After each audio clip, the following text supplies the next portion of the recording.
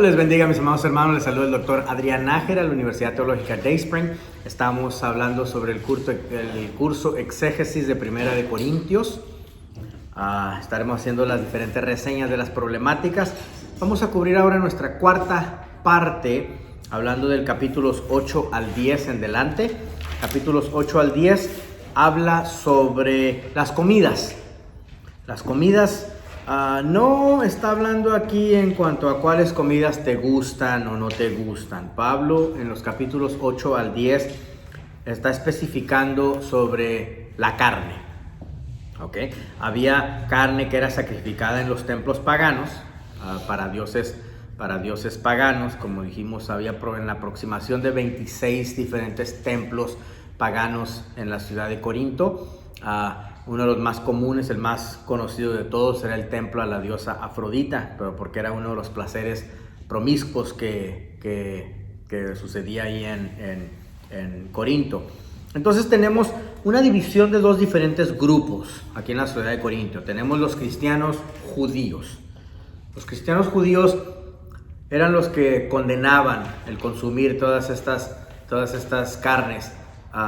Y luego tenemos los cristianos no judíos. Los cristianos no judíos dicen, buen provecho, puedes comerlo. Voy a presentarles algunos temas comunes y recientes que tenemos nosotros en nuestro medio, ¿ok? Por ejemplo, tienes Semana Santa. El Viernes Santo de Semana Santa no puedes comer carne porque dicen que no puedes comer carne y todo el mundo come sus tortas de pescado y te vas a la Campiña. Es un restaurante que mi esposa y yo frecuentamos por las tortas de pescado seco salvadoreño, que es unas tortas riquísimas, deliciosas. Pues sí, riquísimas, pero va a haber quien nos condene por ello. Va a existir dentro de la iglesia quien nos condenaría por practicar estas. ¿Puedes comer carne ese día, sí o no? Algunos todavía están en el concepto de que no puedes comerlo. Entonces tenemos cristianos judíos que dicen no lo comas. Tenemos cristianos no judíos que dicen buen provecho. ¿Ok? Te tiro otro caso por ahí. Te acaba de suceder este pasado fin de semana la celebración a la morenita, ¿ok? A la guadalupana. Te traen unos tamales, tu vecino te los trae a tu casa, te dice que estamos de celebración por el cumpleaños de nuestra morenita. Te hago la pregunta, ¿te los comes o no? Aquí veo división, estamos todos aquí, unos dijeron que sí con la cabeza, otros dijeron que no. Sí. Estos son los temas que Pablo afronta aquí. Vamos a ver las respuestas de Pablo. Dos respuestas que Pablo les da a la ciudad de Corintio. Él hace la pregunta desde mero arriba. ¿Nuestra lealtad es a quién? ¿A quién es nuestra lealtad? Antes que todo es a Cristo, ¿verdad? No a los otros dioses. Por lo tanto, si estás en la situación de comer frente a aquellos que puedan pensar, mira, el cristiano adora a Jesús, pero también adora a otros dioses porque se está comiendo esa comida. Entonces no lo comas. Para que no seas tropezadero.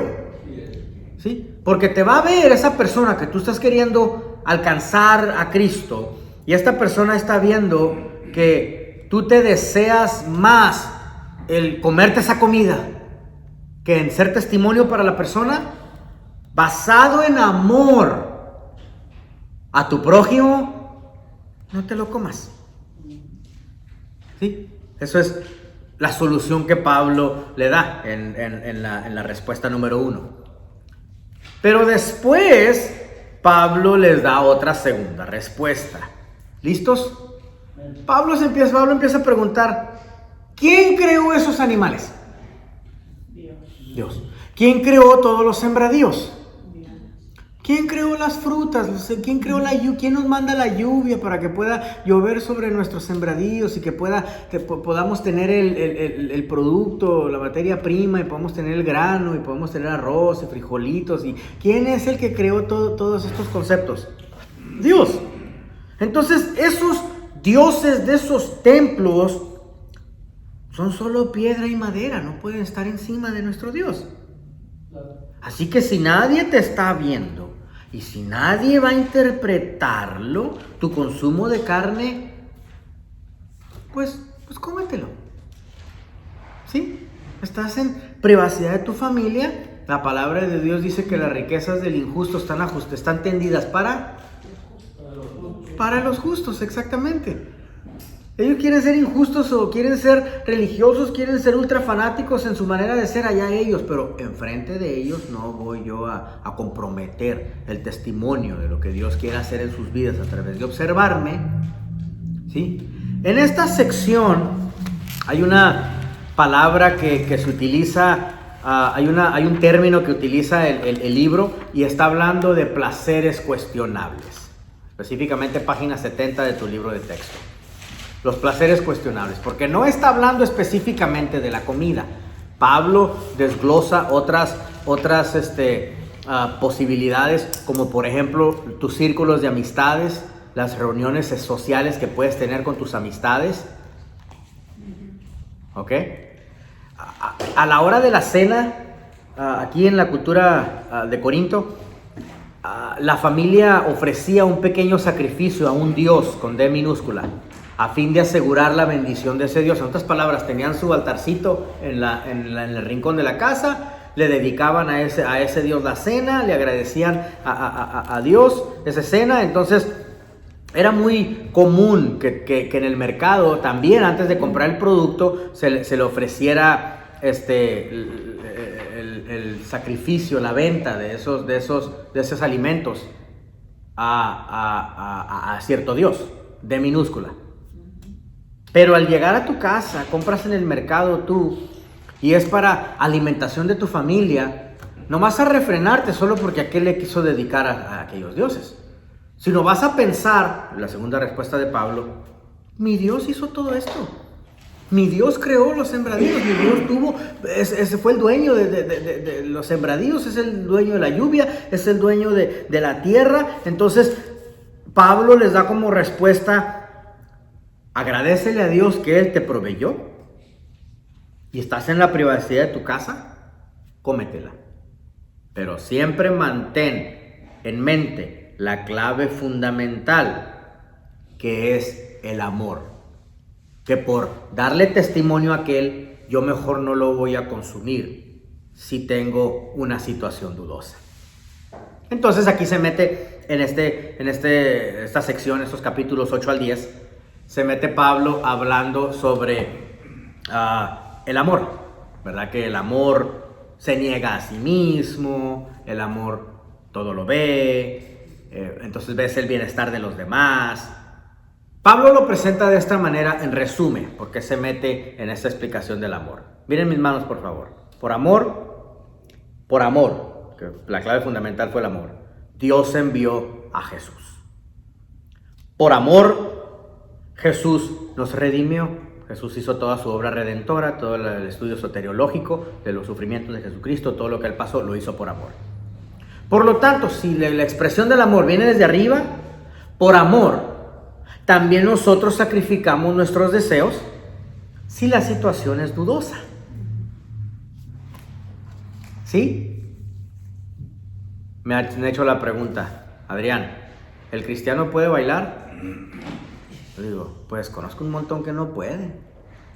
Se los digo en forma de broma, se les responde en forma de broma, pero conozco un montón de que no, tienen una pata izquierda que nada más no pueden bailar. Okay. Sí, se pueden bailar. Ya dice, no te estoy preguntando si pueden bailar, te estoy preguntando si deben bailar. Okay. Eso es entre tú y Dios. Yo no puedo darte respuestas si el cristiano puede beber, yo no puedo darte respuestas si el cristiano debe bailar, yo no puedo darte respuesta, pero vas a hacer a otras personas malinterpretarte. ¿Está maduro la persona con la que estás? ¿O va a criticarte y va a ser falto en su fe si te ve y se espanta completamente? Ese es el punto que Pablo está queriendo hacer. No puede ser tropezadero a esta otra persona. Muy bien. Juzgar las cosas por amor, página 71.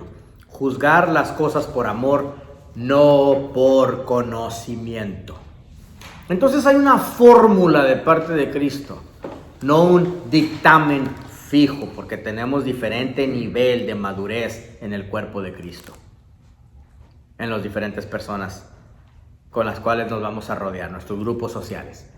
Página 72, saber que el alimento no hace a una persona espiritual. Oh, porque yo no me lo comí, entonces ahí sí ya soy más espiritual. No, el alimento no hace a una persona menos espiritual o más espiritual. ¿Sí? Bueno, prestar atención a no ser tropezadero, la siguiente página nos dice. Vámonos a la siguiente sección, que es los capítulos 11 al 14, donde empezamos a desglosar las reuniones, el comportamiento que se debe tener en nuestras reuniones, en nuestro culto. Existían reuniones tan fogosas que algunos hablaban en otras lenguas, ¿sí? Hablaban en otras lenguas, danzaban en el espíritu, se tropezaban algunos con el propósito de lo que debería ser nuestra reunión, el propósito verdadero de nuestras reuniones. Unas personas decían, es que las reuniones, el culto es para tener experiencias intensas espirituales, ¿ok? Es para poder tener esas experiencias en las que yo me gozo y tiemblo y me sacudo y la mano se mueve por un lado y el pie se mueve para otro lado y un ojo mira para allá y el otro ojo mira para allá y termino toda desgreñada con los zapatos que ando buscando, los zapatos debajo de las bancas del templo y las experiencias son tan fogosas que vine a gozarme con los que se gozan. ¿Ok? Pablo dice, pues sí, yo soy fanático de experiencias espirituales intensas, sí. Pero si yo voy a distraer a los demás, somos una iglesia creciente, y si voy a espantar a otros, debo parar de hacerlo. Debo parar de hacerlo porque escuchen estas palabrotas, estoy yéndome en contra de una iglesia unificada. ¿Sí? Al mismo tiempo, teníamos maestros que estaban compartiendo sus enseñanzas. Y como tenían la costumbre rabínica, como en la sinagoga podías expresar, y tú tenías derecho a la sinagoga, así lo veían los rabínicos, tengo derecho a la sinagoga a que se hable mi tema, a que se platique sobre el tema que yo quiero hablar. Y como tengo derecho a la sinagoga, pues levanto mi mano y digo mi punto y tienen que hablar sobre mi punto. Pues sí, eso quizás era los que venían de un trasfondo rabínico, pero en la iglesia cristiana no se estructuró de esa manera. La iglesia se estructuró de una manera que todos llegamos, adoramos a Dios y luego se presenta un sermón y sí tenemos algo más sistemático en el cual si se está enseñando de cierto tema, arrepentimiento, todos vamos a hablar de ese tema por respeto a lo que se está cubriendo ese día. Y sí, se cubrirá nuestro tema, pero cuando se llegue el momento, ¿no?, de que puedo interrumpir las enseñanzas, pues se estaba convirtiendo caótico. Las interrupciones estaban distrayendo a los visitantes y ya el espíritu de las reuniones ya no estaba en un comportamiento apropiado. ¿Sí? Y Pablo llega y les dice, el Espíritu de Dios debe trabajar en todos y de manera unificada. Cuando les dice esas palabras, Pablo está ilustrando una metáfora del cuerpo humano. Pongan por favor un cuerpo humano, dibujan ahí un cuerpo en sus notitas. Tenemos un cuerpo aquí en la pantalla y vamos a estar desglosando este cuerpo tal como lo tenemos, este cuerpo que pintamos aquí, donde tenemos la cabeza, empezando desde mero arriba, después tenemos el ojo, después tenemos la boca, después tenemos la mano y después tenemos el pie. Pablo les está desglosando aquí lo que es el cuerpo de Cristo y que el cuerpo está ordenado, que el cuerpo se ama a sí mismo, porque le das un martillazo a la mano, tu cerebro lo va a sentir y tu cerebro le va a decir a tus nervios y a tu mano, ouch, eso duele, ¿ok? Porque el cuerpo es unificado. Vamos a explicar la definición de cada uno de estos. Pablo está explicando que la cabeza es el siervo, Pablo empieza desde mero arriba. ¿Se acuerdan las divisiones que se estaban viviendo a través de los grupitos que se habían armado de Apolos, de Cefas, de Pablo, y que unos dicen yo soy de Cristo? Pablo los endereza de esta manera. Miren mis manos, por favor. Si todos estamos acá arriba, apóstol y filósofo, y otro es el seguidor, uno de los originales 12, one of the original 12 that was with Jesus. Así decían ellos, así se dice en inglés. Uno de los 12 originales. One of the original 12, que anduvo con Jesús, que es Pedro. Si todos están así muy arriba y tienes a tu héroe tan arriba, ¿por qué mejor no todos nos humillamos y todos nos hacemos siervos de Cristo? ¿Verdad? Entonces aquí es donde es la cabeza, pero ¿qué es lo que Jesucristo hizo como cabeza? Él vino a servirnos, Él nos sirvió, y Él siendo la cabeza. Es que lo más cabezón que seas, lo más que llegues a ser jefe, lo más que llegues a ser cabeza, lo más que debes humillarte al grado de saber que vas a servir a los demás. En el reino de Dios no sirve el que no nos sirve. Amén. Estamos fastidiados de apóstoles sentados en su silla de realeza esperando que les traigan el cafecito. De profetas que les carguen su Biblia y su maletín hasta el púlpito. ¿Ok? Entonces, Pablo les está diciendo, todas estas cosas del cuerpo las hace el Espíritu para que todos seamos edificados en amor. Y cada parte del cuerpo tiene su especialidad. Dijimos que la cabeza es el siervo. El ojo es el maestro. El maestro observa lo que el alumno necesita. El maestro observa los cursos que el alumno necesita cursar. El maestro observa las áreas de crecimiento, cómo va creciendo el alumno y cómo necesita continuar creciendo, los cursos que necesita cursar para poder tener el conocimiento sólido en doctrina. Por eso el maestro es el ojo, él observa. La boca es el profeta. En una cultura rabínica no podemos evitar el profeta, porque en una cultura rabínica el profeta lo es todo. El profeta es la manera como Dios se comunica con la sociedad, como se comunicaba con ellos. Dios les dio instrucciones al pueblo de Israel de establecer su constitución, de establecer su estilo de vida basado en las instrucciones que se les daban a través de los profetas. Por eso tenemos tanto profeta en el Antiguo Testamento, porque Dios establece ley, Dios establece mandato, Dios establece una constitución de la sociedad a través de lo que el profeta revelaba. Dios sí le da mantenimiento continuo a la iglesia de hoy a través de la profecía. Creemos altamente en la profecía porque Dios sigue comunicándose con su iglesia y dándole el mantenimiento a través de las palabras del profeta. Por eso tenemos la profecía y debemos de meterle empeño a conocer qué es lo que es la profecía de nuestra era, que Dios está queriendo escribir cartas y Dios es el cartero.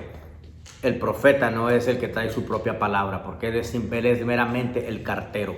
El profeta es la voz de Dios, y a veces él dirá, le queramos decir nosotros el profeta, profetízame, y él va a decir, no traigo palabra de Dios, porque Dios no me ha dado palabra. Si suelta palabra por sí mismo, entonces está involucrando lo almático, está involucrando la relación que tiene con esa persona para poder hablar tonterías y poder hablar cosas que se le vienen a la mente, basado en la relación que tiene con esa persona.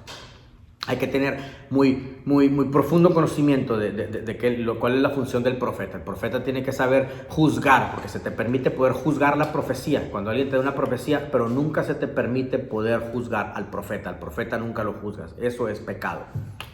Pero sí se te permite poder juzgar, llevar bajo un filtro, poder llevar a la luz de la palabra la profecía que el profeta te da, para poder saber si es verdaderamente Dios el que está hablando o si es simplemente los tacos de barbacoa de anoche. ¿Okay? Y por eso se te da el permiso de poder filtrar la profecía. La profecía se documenta, la profecía se le mete empeño, porque si no anotas lo que Dios te está dando, entonces Dios va a calcinar el mensaje, va a decir, este no me hace caso, este no pone empeño a los símbolos que yo le estoy dando a él, los colores que yo le estoy dando a él, los mensajes que yo le estoy dando, los diferentes fragmentos que le estoy dando a la persona. Si no le pone empeño a esto de la profecía, pues no me hace caso, entonces ya no voy a parar de hablar con esta persona. Se le mete empeño a la profecía, y por eso en la cultura judía era imperativo meterle empeño a lo que es la profecía. Dios se está comunicando, especialmente en nuestra era, con toda carne. Dios sí está revelando de su espíritu sobre toda carne, porque en esta era en la que estamos viviendo es cuando Dios quiere revelar más de él. La boca es el profeta, ¿sí? Y en la iglesia sí creemos altamente en la profecía. ¿Cuántos de ustedes han tenido un mensaje para alguien más? Y has dicho, yo tengo un mensaje para alguien más, tengo un mensaje que Dios le quiere hablar a esta persona. Tú andas preocupado de que no es de Dios, que estás nervioso, que no sabes si decirlo, no sabes si no decirlo. Es que tú ya eres irrelevante, tú tienes que soltarlo. Porque no sabes, no es tanto lo que vas a liberar en ti, sino lo que vas a liberar en la persona cuando le des el mensaje. ¿Te has puesto a pensar en eso? Lo que liberas en esa persona al darle cierto mensaje. Por eso le metemos empeño a conocer sobre la profecía. Esa es la boca del cuerpo de Cristo. ¿Ok? La mano significa administración. La mano significa que la iglesia debe de estar organizada. Que la iglesia debe de meterle empeño a estructurarse debidamente. En el curso Liderazgo de la Iglesia nos estructuramos del todo al todo. Conocimos propósitos, visiones, misiones, marcos de comportamiento. Tienes que saber fijar tu inventario de qué es la visión que Dios te está dando, cuál es el propósito de tu ministerio. Entonces ahí es donde la mano es la administración, debemos de meterle empeño a ser una iglesia organizada. El pie significa el apóstol, porque el apóstol trabaja, el apóstol se mueve. Vimos en el apóstol Pablo que se aventó del Mediterráneo, que es el mar ahí donde que pega con Jerusalén, se aventó de ahí para Asia, después es de Éfeso, y después de Éfeso, que es Asia, hablan un idioma completamente diferente, de Asia se mete a Europa, ¿ok? De Europa, hizo su tercer viaje misionero ya entrando a Europa, donde está Atenas y Grecia, entonces hablaban otros idiomas, pero él le importó muy poco eso, él sabía que él tenía que compartir el mensaje del evangelio. Entonces el apóstol se mueve. El apóstol sale de su comodidad, sale de su confort y está dispuesto a trabajar este sistema del evangelio. ¿Sí? Entonces Pablo les hace ver a ellos que todas estas especialidades se pueden tener dentro del cuerpo de Cristo. Cada parte del cuerpo sirve para un rol específico y único. ¿Ok? Y el Espíritu de Dios Pablo le llama este término maravillosas. Cosas maravillosas que Él hace a través de los miembros de la iglesia. La mano hace sus cosas maravillosas, ¿sí? El ojo hace sus cosas maravillosas. Cada quien funciona de maravilla en las áreas donde Dios los ha colocado. Pero la reunión debe ser ordenada. Solo si la reunión es ordenada, solo si el cuerpo está ordenado, solo así, escuchen esto, entenderemos lo que Dios quiere enseñarnos. El cuerpo está funcionando, maravillas, cada quien en su propia área, ¿sí? Y si cada quien está funcionando en su propia área, todo en conjunto forma lo que es un organismo vivo. Eso es lo que es un organismo vivo, cada quien funcionando en maravilla en el área donde fue colocada. Empezamos nuestro penúltimo capítulo, el capítulo de la resurrección. Capítulo 15 de Corintios habla sobre la resurrección, también conocida la resurrección como victoria sobre la muerte. Algunos surgieron diciendo que la resurrección de Cristo era ridícula. Otros estaban diciendo que era un punto irrelevante para ser cristiano. Pablo ya había experimentado estos puntos en Éfeso, en la iglesia de la isla de Cretas, donde mandó a Tito, y en Éfeso, donde mandó a Timoteo. Ya había experimentado estos dilemas. Aquí sí que sabía dar respuesta. Y este tema de la resurrección, él lo tenía bien experimentado, bien analizado. Escucha lo que voy a decir, es una explosión. Porque la resurrección es tu ánimo. Mira, ¿te fijas que está en el penúltimo capítulo del libro? Una característica que vas a observar en la progresión de los libros de la Biblia, especialmente el libro de los Salmos, es el libro que termina con una explosión más potente. Es de que los libros tienen una consistencia incrementativa. Empiezan en lo menos importante y se van a lo más importante. Especialmente el libro de los Salmos. El libro de los Salmos termina en una explosión exhaustiva. El libro de los Salmos termina con el Salmo 151. No tiene 150 salmos, el libro de los Salmos. Tiene 151. Averígualo, búscalo. Tiene 151 salmos. El 151 no fue puesto en tu Biblia, pero existe Salmo 151. Tú lo vas a ir a averiguar por ti mismo. Ok, bueno. Entonces, empiezas desde mero abajo y terminas en una explosión de alabanza a Dios. Ok, es algo hermoso. Cuando termina Pablo diciéndoles la resurrección, no solamente es importante, sino es la parte más indispensable de la vida cristiana. ¿Sí? Ahora, Pablo empieza explicando sobre evidencias de testigos que estuvieron presentes en cuerpo presente, de la vida y la resurrección de Jesucristo. Porque estamos en una era aquí donde todavía existían algunas personas que pudieron haber estado vivos para experimentar la vida y la resurrección de Jesucristo, ¿verdad? Y Pablo les dice, miren, vamos a considerar el punto de vista que ustedes están diciendo. Si Cristo no resucitó de entre los muertos, entonces sí, fue en vano todo. Entonces sí debemos de abandonar todo este evangelio. Considera aquí por un ratito, considera en capítulo 15. Pero les dice, pero si la resurrección sí sucedió, entonces es victoria sobre la muerte y sobre el pecado. Entonces es la fuente de vida, escuchen esta palabrota, y de poder para nosotros. Porque ¿qué es lo que Jesucristo utilizó para poder resucitar? Su poder. Y si tú vas a resucitar también, y si a ti se te delegó, se te otorgó ese acto de la resurrección también, y Cristo resucitó con poder, ¿qué es lo que tú posees entonces? Poder.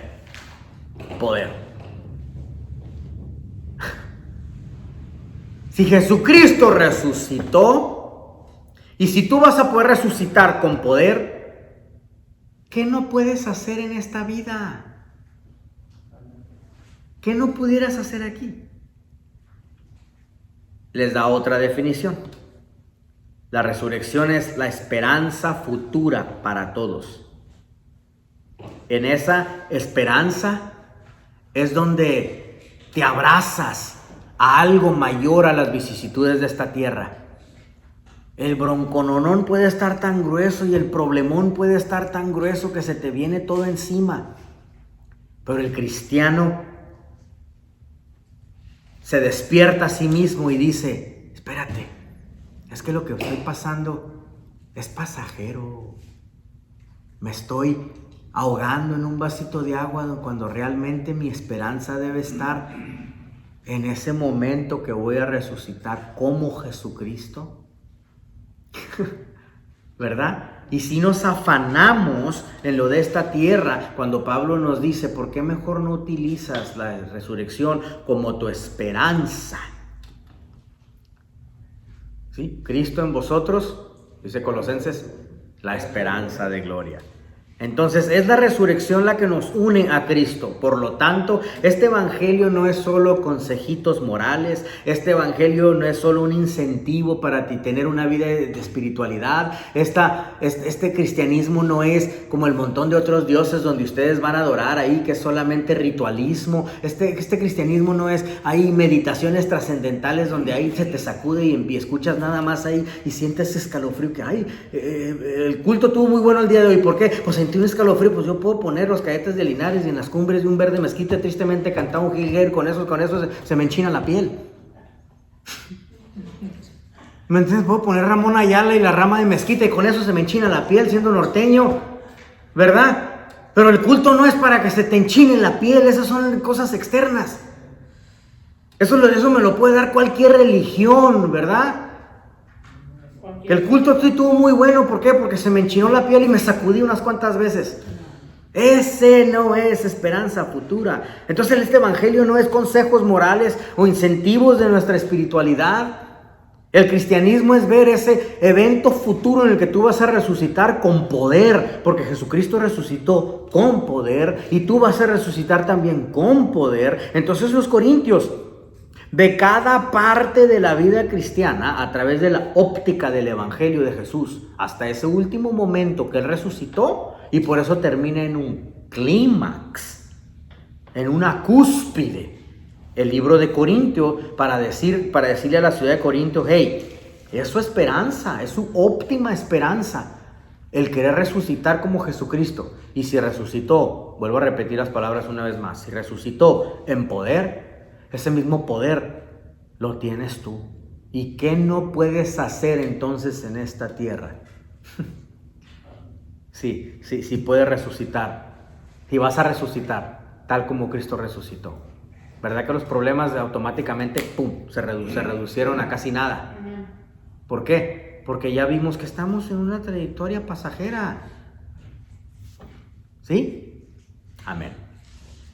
Y luego tenemos capítulo 16, que se le conoce como la bendición final. Bendición final, dijimos, el saludo final, dijimos que Pablo presenta en su despedida el mismo tono de la bendición apostólica en el que él está expresando su paternidad. Pablo tenía esa característica de expresar su bendición final al final de sus cartas para poder hacerles ver a ellos el tono de paternidad. Hijos, los acabo de corregir. Sí fui quizá fuerte en las exhortaciones, pero es porque quiero su bienestar. Estamos, hermanos, soy el doctor Adrián Nájera de la Universidad Teológica Dayspring. Tienen el número en pantalla donde pueden comunicarse con nosotros, 469-628-9291. O también pueden comunicarse con nosotros a través del sitio web www.dtuniversity.org, dtuniversity.org. Pueden comunicarse a través de ese sitio o comunicarse con nosotros directamente. Finalizamos ya esta cuarta parte del libro de los Corintios. Platicamos pronto de nuevo. You know, one thing that has kept me in my trying time is that God told me that my wilderness was not permanent. Tell your neighbor, say your wilderness is not permanent. It's only a temporary situation. Just touch about 3 people and tell them what you're going through is only a test.